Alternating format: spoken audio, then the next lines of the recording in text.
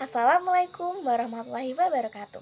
Hai teman-teman, perkenalkan nama saya Bina Ismaulia dari kelas 10-9 nomor absen 8. Di kesempatan kali ini, saya akan menjelaskan salah satu tokoh yang bernama Sunan Kalijaga.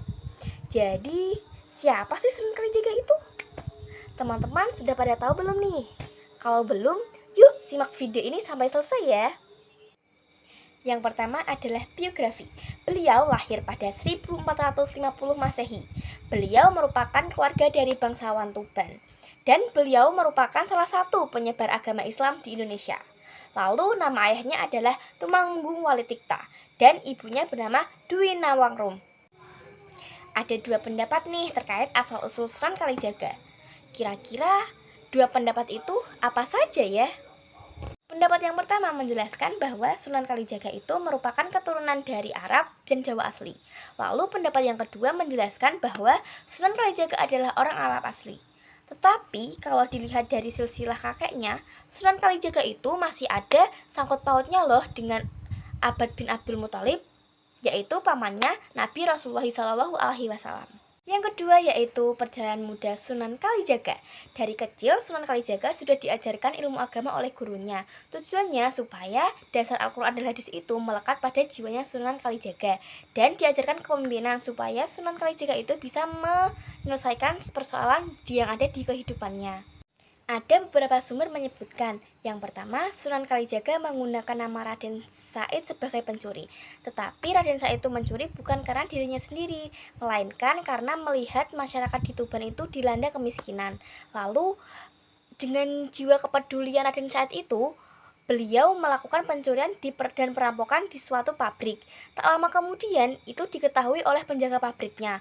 Lalu, Raden Said itu ditangkap dan diusir dari ke bangsawan Tuban tersebut. Setelah kejadian tersebut, Raden Said mengembara tanpa tujuan, tetapi tetap memegang misi yaitu perampokan dan menjudi. Dan pada saat itu juga, Raden Said menetap di hutan untuk menjadi berandal. Memasuki versi yang kedua, Raden Said dikenal sebagai anak yang sadis dan nakal. Singkat cerita, di saat Raden Said ingin mencuri di sebuah hutan, ada sosok orang tua yang datang. Dan ternyata yang datang itu adalah Sunan Bonang. Lalu ketika Raden Said itu langsung merampas harta yang dibawa oleh Sunan Bonang. Sunan Bonang mengetahui niatnya Raden Said itu langsung menangkap Raden Said tersebut. Nah, pada saat itu Raden Said itu merasa ketakutan dan ingin melarikan diri. Tetapi Sunan Bonang itu berhasil mencegahnya supaya Raden Said itu tidak melarikan diri. Sunan Bonang mengeluarkan kesaktiannya yang ada di tongkatnya tersebut, lalu mengangkat Raden Said menjadi muridnya. Jadi ada satu syarat yaitu Raden Said harus menunggu tongkat yang diberikan Sunan Bonang sampai Sunan Bonang mengambilnya kembali di sebuah pinggir sungai. 3 tahun kemudian Sunan Bonang datang untuk mengambil tongkat tersebut, dan ternyata tongkat tersebut itu masih dijaga baik dengan Raden Said di pinggir sungai. Itulah yang menjadi perubahan dari nama Raden Said menjadi Sunan Kalijaga, yaitu menjaga tongkat di pinggir sungai. Yang ketiga yaitu cara dakwah Sunan Kalijaga. Jadi, Sunan Kalijaga cara dakwahnya itu dengan menunjukkan pertunjukan, yaitu wayang kulit.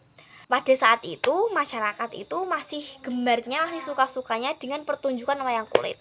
Disitulah Sunan Kalijaga mengambil strategi dengan menontonkan atau mempertunjukkan wayang kulit di masyarakat tersebut.